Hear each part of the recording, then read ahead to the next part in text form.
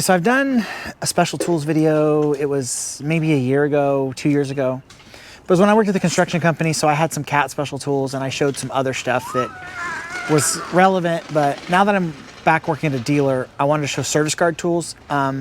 There's a guy on TikTok, I'll link his profile, but he works for a dealer in Oklahoma, and he did one of these videos about servicegaurd tools.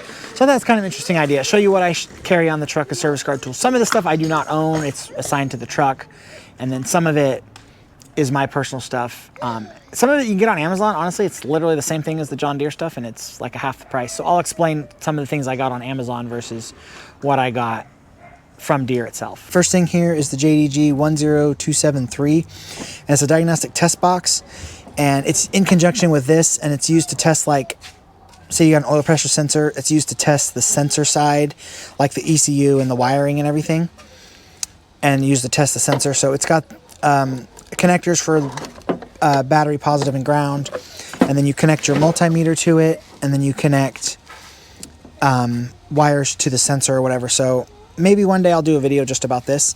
And this is used in conjunction with this, which this is technically not a JDG tool, but this company makes the JDG tool, and this is the it's the SPX Kentmore, and it's the Flex Probe kit, but it's made, they make it for JDG. I just don't have the JDG one. So this is owned, this is assigned to the truck. This is my personal kit. And I thought these part numbers were the same as the John Deere part numbers, but they are actually not, because I just ordered some of these. These are the Deutsch connector ones, because I only have one male. And I ordered a 3-pack of the males, and the part numbers were different, and the colors were different. But it's literally the same thing, it's just different part number.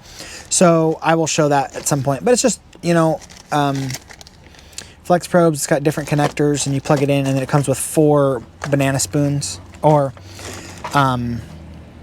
4 banana connector wires. So I did get a new case for this. I actually ordered the JDG case for this, so that'll be done here shortly.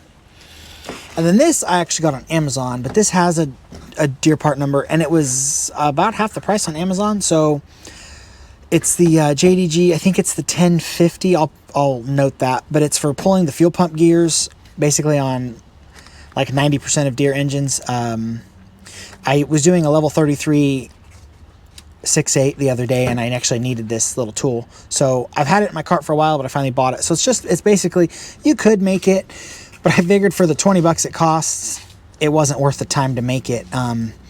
But it's just got 4 holes in it, and then it's got a bolt for pushing, and then it's got 2 different bolt patterns basically. So it's got A and B, and then it comes with the 6mm bolts. I think, actually I think they're the same bolts. I thought they were different lengths, but they're not. So it comes with 4 of the bolts, and then it just used to push the little gear off of the fuel pumps. You can even on the older ones, like the ones where you keep the gear in there, you can use this kit.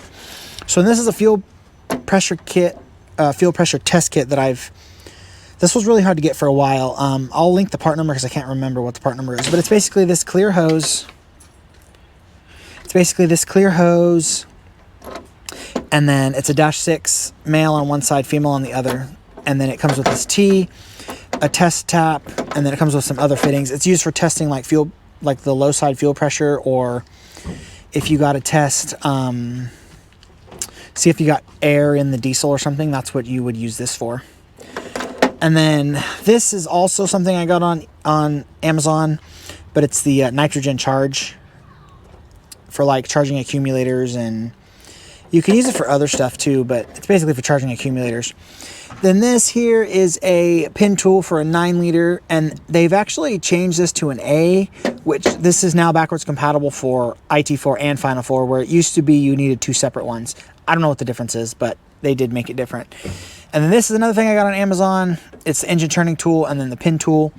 So they make a couple different versions of this, but as far as like 90% of Deere engines, it works. Some industrial engines have a smaller hole in the flywheel housing, and this won't fit, so they do make a smaller one, but I've only needed that one like once, so I've not really needed that one.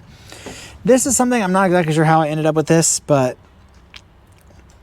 this is a it's the special nut. It's a 5-point socket for 6/8 and 4/5.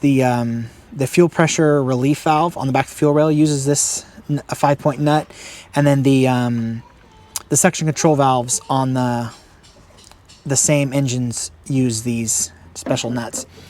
And then this here is technically also not a JDG tool, but this is. So I've shown this before. It's just a snap to connect, like the snap to connect fittings, the hydraulic fittings, coolant fittings. Sometimes they even use them for like oil lines. And on the older backhoes, you can actually find these in the battery boxes, and I think that's where I acquired this one. They do have a JDG part number for it though, but I don't have it. But then this one is also bigger. So it's the same thing, but it's for bigger lines, and that actually does have a JDG number on it.